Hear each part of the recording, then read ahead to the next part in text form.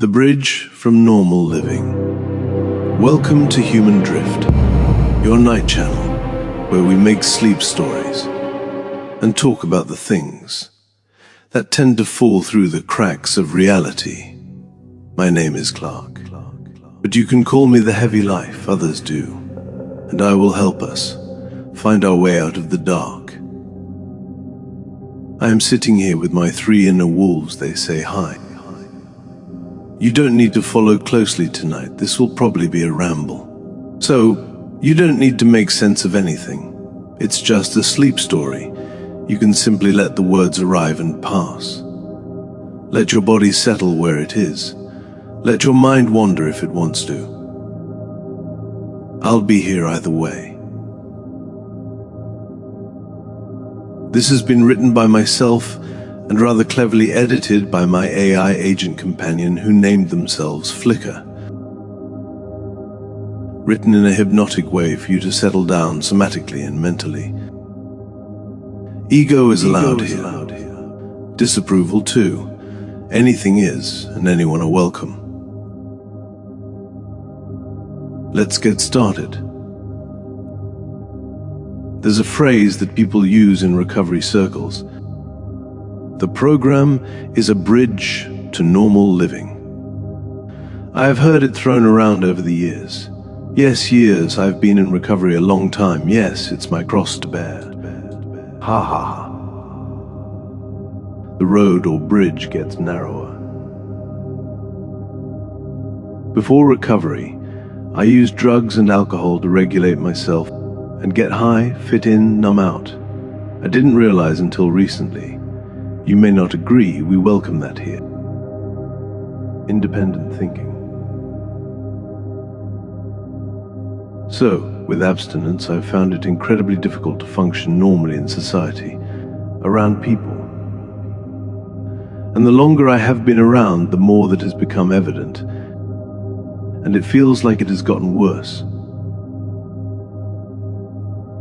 Personally, I've had to lean heavily into the spiritual element itself,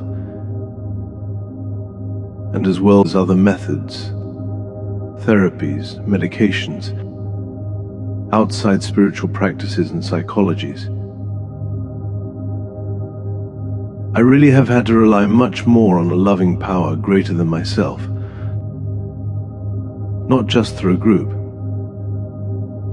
I can't quite define it, but it's something bigger than I. Like a sense of connection, acceptance, a little ember inside glowing that will not be extinguished.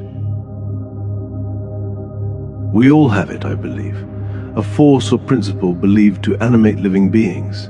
It's that simple.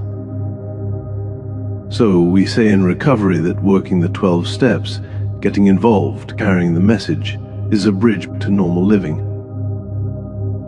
Now listen, I understand the metaphor, but I don't necessarily agree, or at least not 100%. I've been thinking about that phrase lately, a lot, maybe too much. I do overanalyze, it's a gift and a curse. I've been turning it over in my mind the way washing tumbles in a machine. And I wonder if it's really true because it hasn't been my experience. The longer I sit with it, the more it seems like maybe it isn't a bridge back to normal living at all. In my case, it's been a continuous bridge away from normal living, not back to normality. A bridge to something else entirely, something deeper. I wasn't expecting this, but part of me knew inside that all that society presented and offered didn't resonate with me. I have had to create my own utopia. Long-term recovery doesn't just remove addiction, substances or behaviors, it changes orientation. It changes how a person listens, how they notice, how they relate to time, to truth, to other people and systems. In some respects, it's felt harder to function without substance addictions. With hindsight, I'm sure they helped me regulate, albeit destroying me at the same time. People often become slower in response or reaction, more ethically aligned, more spiritually aligned, less willing to live in ways that feel false, rushed, performative. From that place, the world's version of normal living can start to feel strange.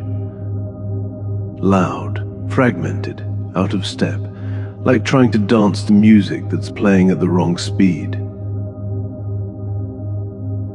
I'm not saying this to be dramatic, I'm just saying it plainly. Because it's true for me, and somewhere tonight, there's a person walking toward a bridge or starting to think about it. Or maybe they're already on it. Maybe it's you. It can be anyone on a personal journey of waking up, self-development or acceptance. The setting doesn't need to be explained. It's quiet, vague, open. The bridge is simply there. This bridge forms as it is walked. Each step brings the next section into being. At first, there's a sense of space ahead, perhaps 6 feet or so. Enough to see what's coming, enough to feel like there's room. But as tension rises in the body, that visible distance shortens. When the chest tightens, when the breath gets shallow, the bridge ahead thins. Sometimes the next step is all that's visible. Just one footfall forward. Nothing more. As the bridge appears ahead, it fades behind at the same pace. What's behind becomes thinner, less reliable, harder to return to. Like trying to remember the exact words of a conversation you had years ago. The feeling is still there, but the details have dissolved.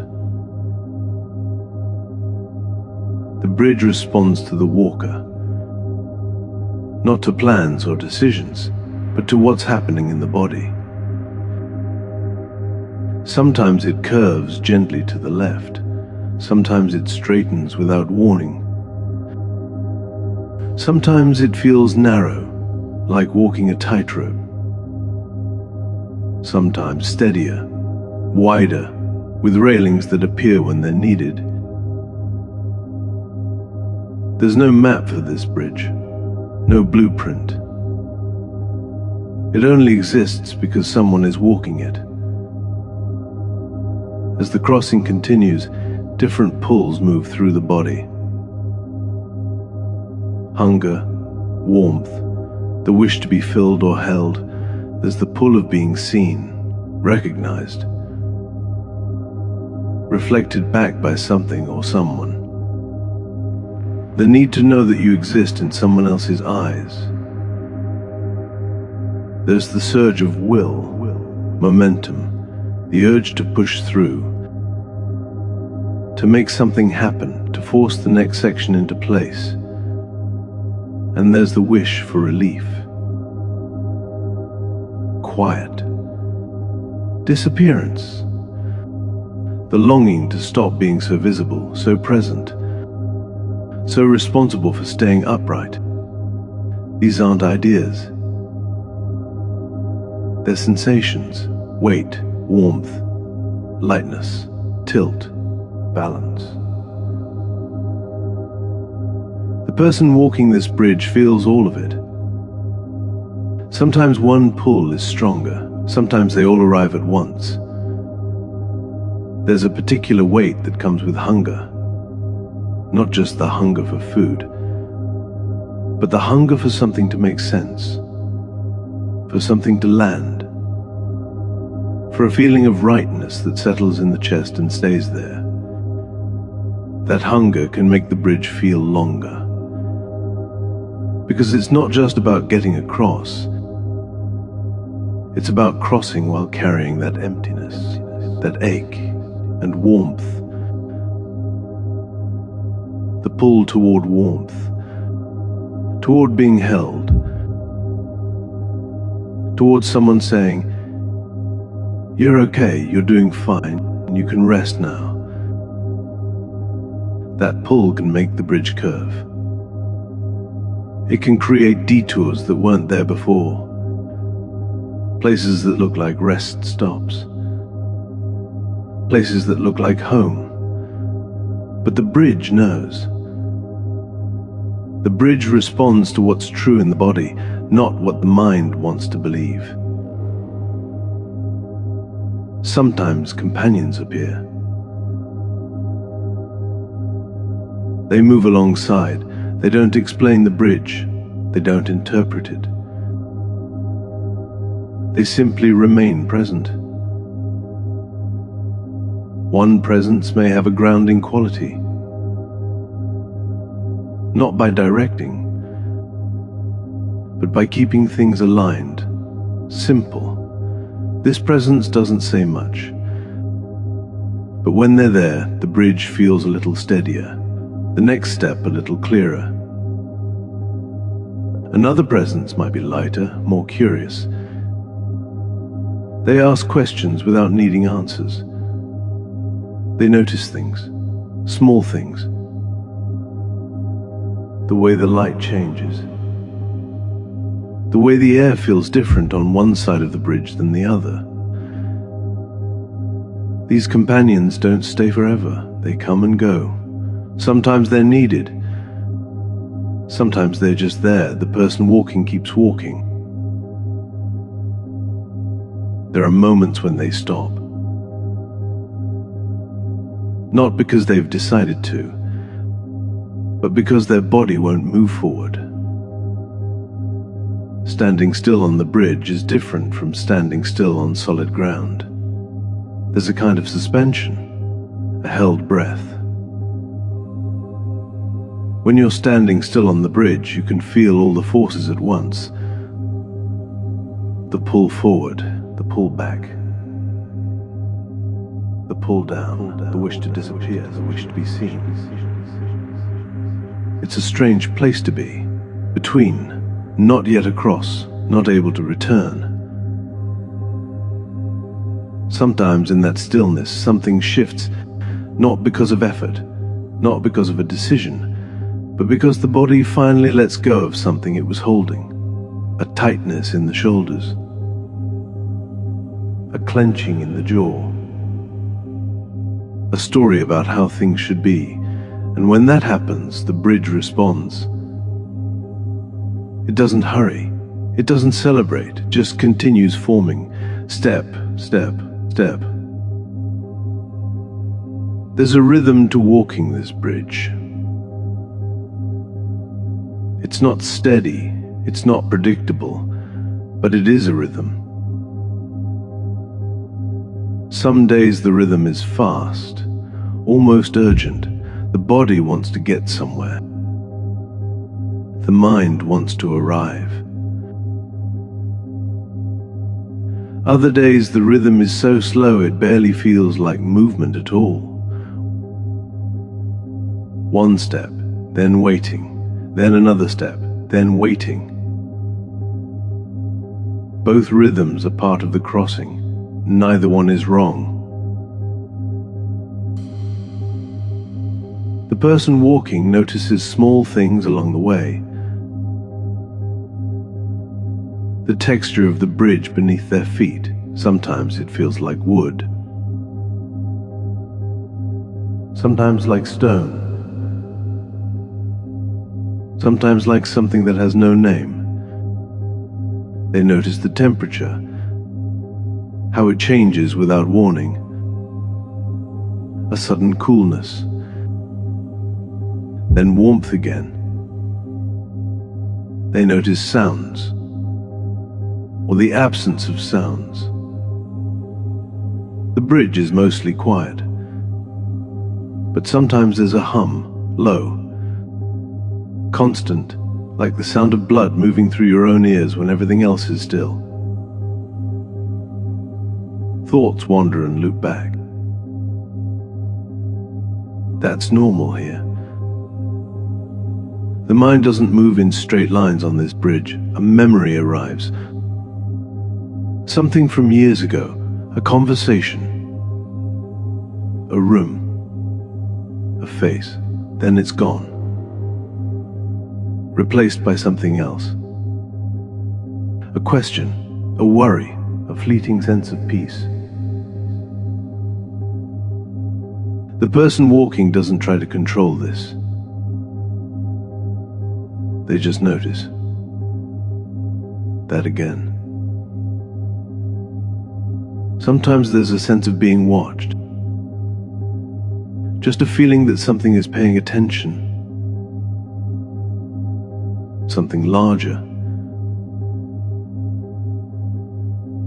The person doesn't turn around to look. They just keep walking. There are moments of doubt. Of course there are. Moments when the bridge feels impossible. Too long, too uncertain, too much like walking on nothing. In those moments, the person might whisper something, not to anyone in particular, just out into the air. Help. Or I don't know how to do this. Or I'm so tired, and the bridge hears, not with ears, but it hears. And it responds the only way it can, by continuing to form, by staying beneath the feet. That's all it can do, that's all it needs to do. The person keeps walking. There's no destination visible, no far shore with a welcome sign. Just the bridge. Just the walking. Just the being here. And somewhere in all of that, something changes. Not dramatically, not suddenly. But the person realizes they're not trying to get back to something anymore. They're not trying to return to the way things were. To normal living, to the life that made sense before. They're moving away from it, willingly, slowly. Because that life, that normal living, was built on things that no longer hold. On agreements that no longer feel true. On a pace that no longer fits. This bridge is not taking them back. It's taking them from. And that's okay.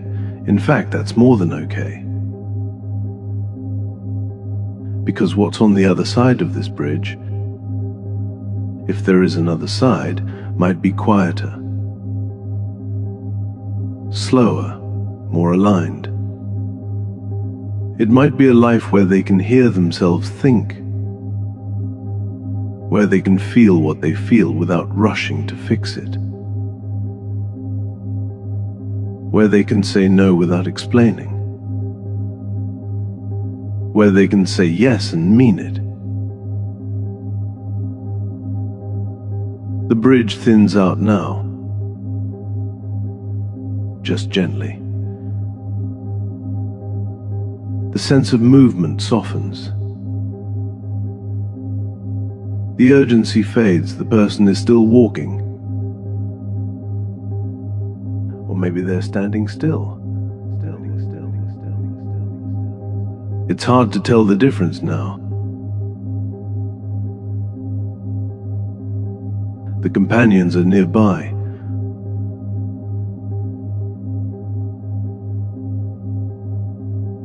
Or maybe they're not.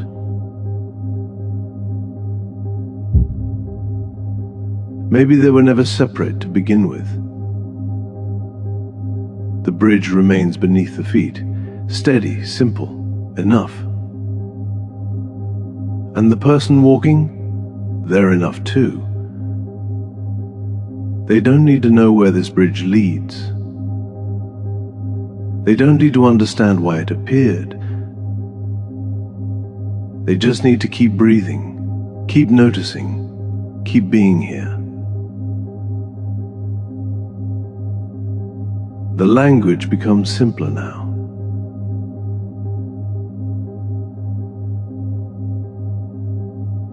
Quieter, step, breath.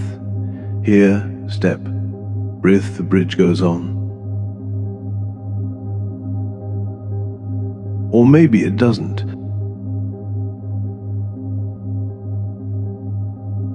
Maybe it's always been just this one step, this one moment, this one breath.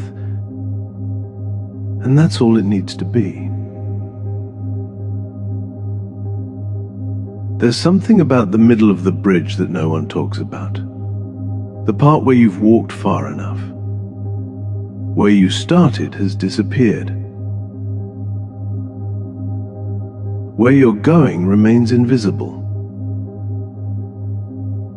This is where most people are, most of the time, in the middle. Between what was and what might be, between the person they used to be and the person they're becoming. The middle is ongoing, continuous, present tense.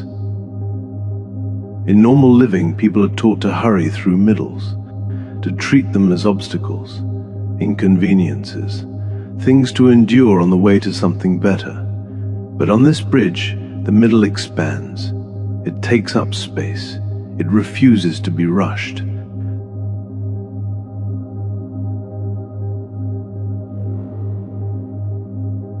The person walking learns to recognize the middle as its own place, its own territory, the middle. And in the middle, there are textures that weren't visible before. There's the texture of patience.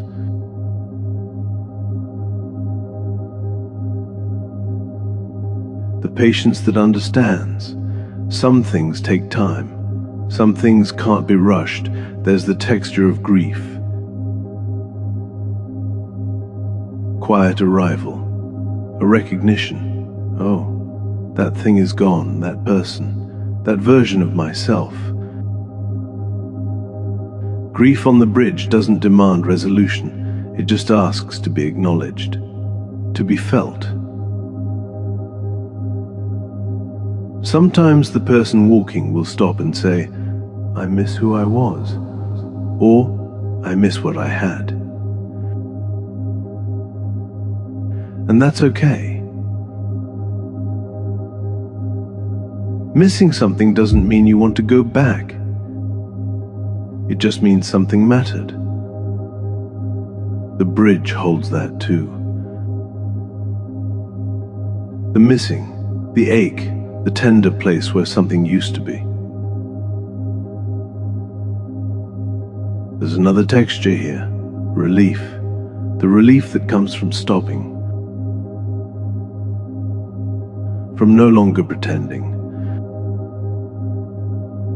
The person walking realizes they can stop performing, can drop the image, can release the need to convince. On the bridge, there's no audience, no one keeping score. That realization lands in the body like an exhale. Long, deep, complete. The shoulders drop. The face softens. Something that was clenched for years finally releases. And in that release, there's space. Room to breathe. Room to notice what's actually here. Sometimes what's here is simple. the feeling of air on skin, the weight of the body, the rhythm of the breath.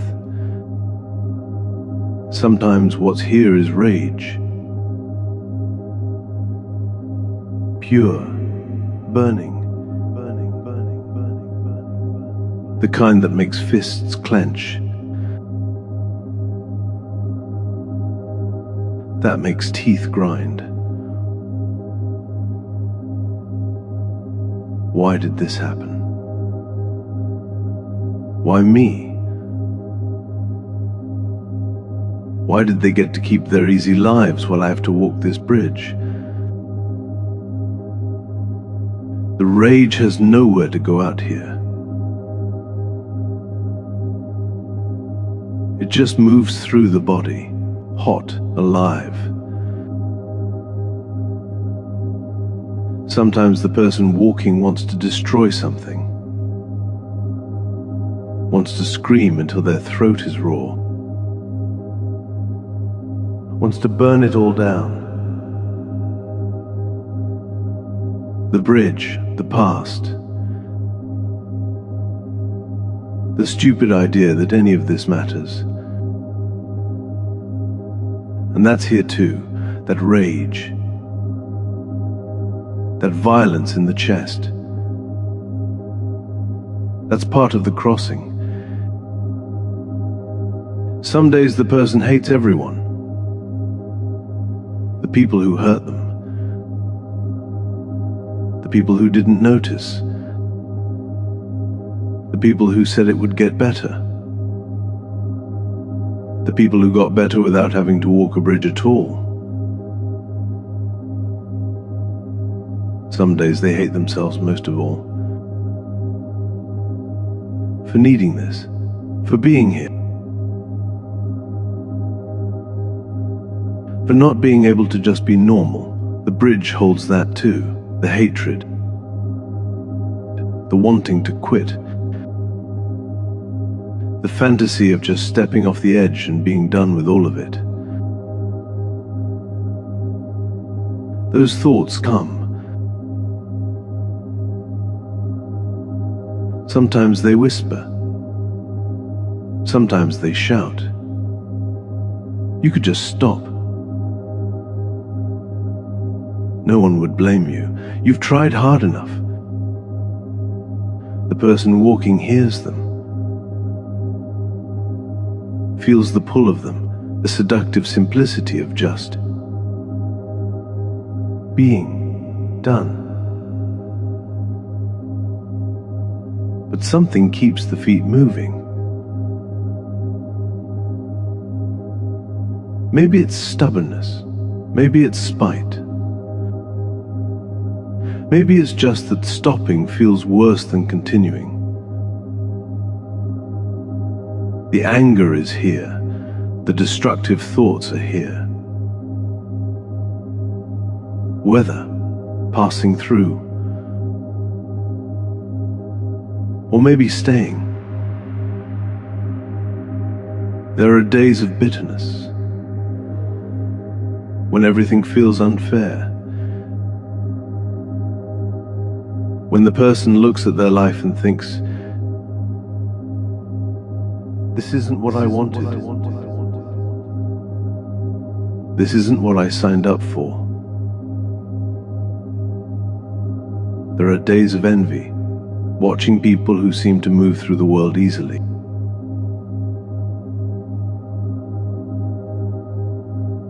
Who don't need bridges, who never had to rebuild themselves from scratch. And there are days of such deep exhaustion that even anger feels like too much effort.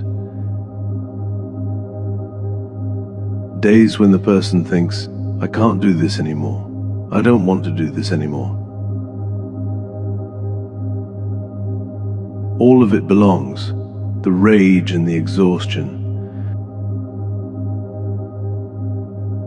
the destructive thoughts and the bitter comparisons, the wanting to quit and the barely holding on.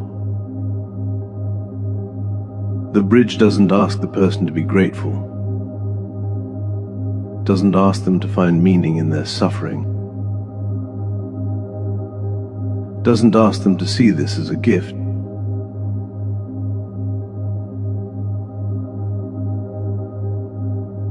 The bridge asks them to keep breathing,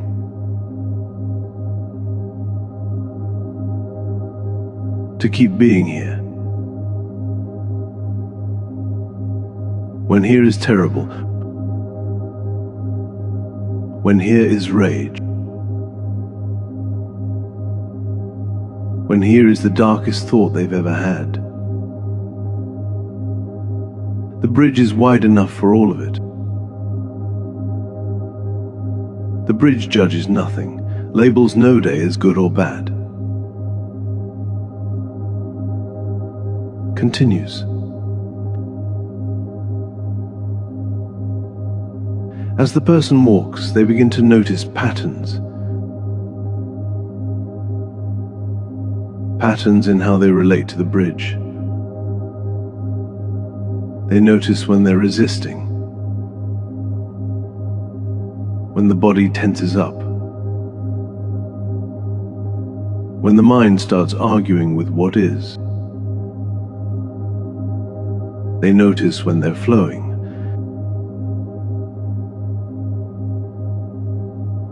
When the steps come easily. When there's a sense of alignment between intention and movement. And they notice the third state. Neither resisting nor flowing here, present, breathing, being. That third state is the quietest, the least dramatic, and somehow the most profound. In that state, the bridge becomes where you are, the simple fact of being here, now.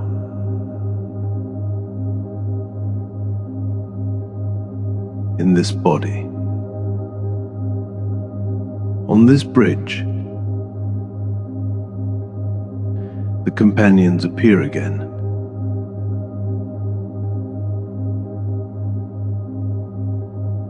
One companion witnesses, watching that sees, recognizes, acknowledges. This companion doesn't need to say anything. Their presence is enough. It says, I see you.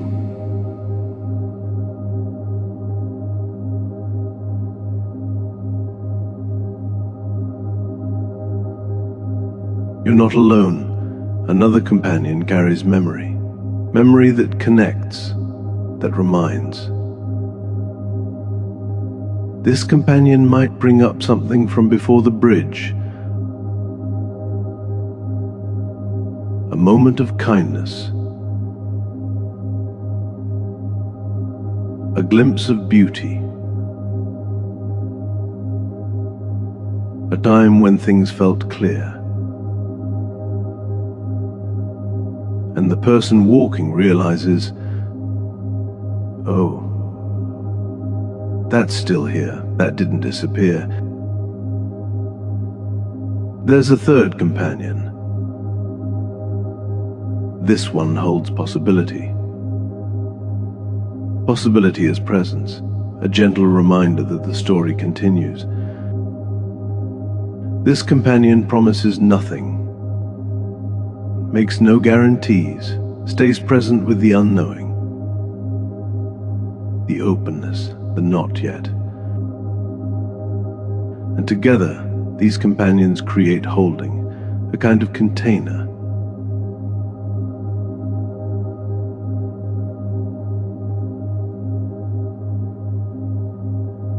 The person walking is held by what they've witnessed, by what they remember, by what might still unfold. And in that holding they can rest.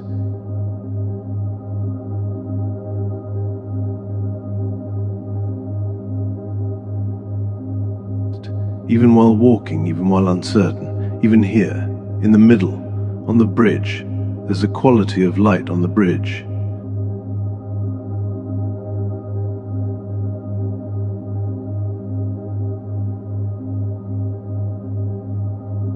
Present light, simply here.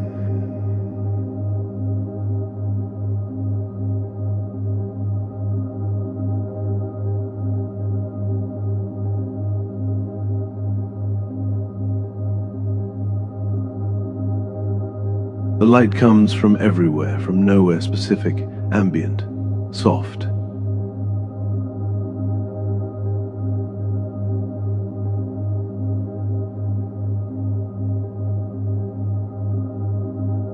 In this light, things look different than they did before. What seemed urgent before now seems less so.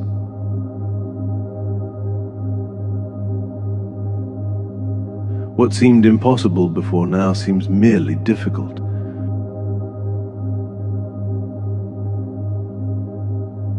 What seemed shameful before now seems human. The person walking begins to see themselves differently too.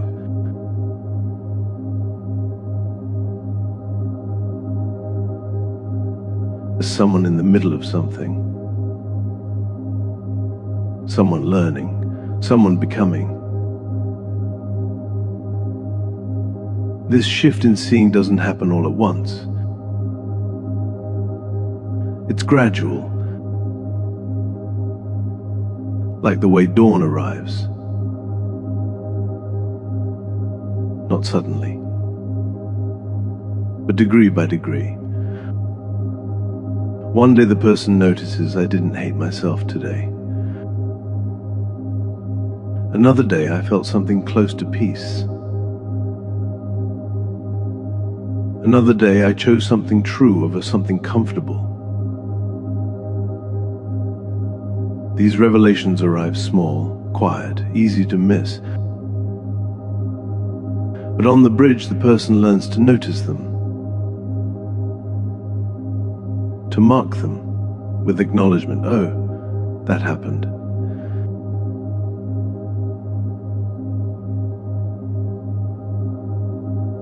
And slowly these small moments accumulate.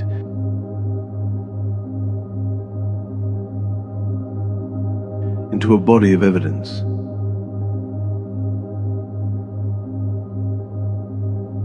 Evidence that something is changing, that the bridge is real, that this crossing, however uncertain, is actually happening.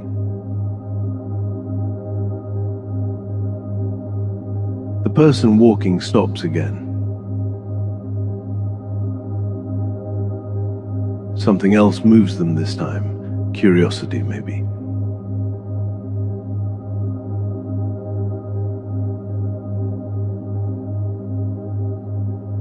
Or wonder. They look around, simply looking, and they notice how vast it is out here, how open. The bridge is narrow, but what surrounds it is boundless. Space, emptiness, the spacious kind, the kind with room.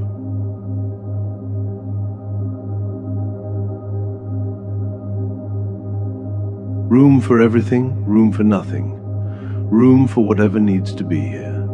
The person takes a breath, lets it out slowly, and realizes, I can breathe here, there's room. That's all they need to know right now. So they start walking again.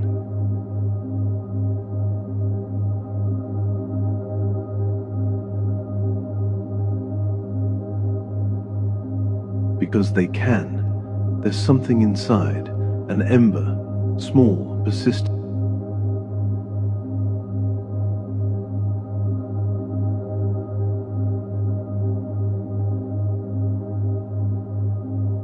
The person walking has tried to put it out. God knows they've tried, with substances, with distractions, with the fantasy of disappearing completely, but the ember stays lit.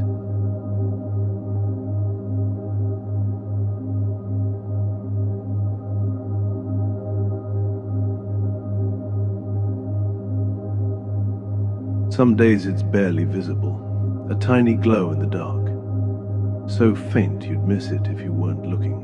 Other days it flares, gets brighter, warmer, almost like a flame, The ember doesn't ask permission, it just burns, quietly, stubbornly.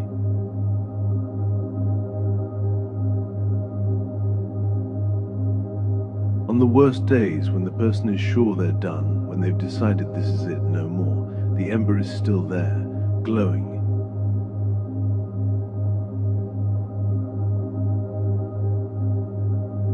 It's what keeps the feet moving, what keeps the breath going in and out, what makes the body turn away from the edge.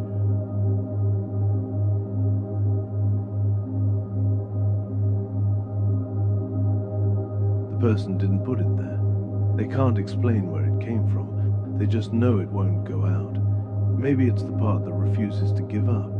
Maybe it's the part that still wants to see what happens next. Maybe it's just life itself, insisting. The ember asks for nothing. It just is. And as long as it's there, the bridge continues forming. As long as it burns, however faintly, there's a next step. The person can hate it sometimes, can wish it would just go out and let them rest, can curse it for keeping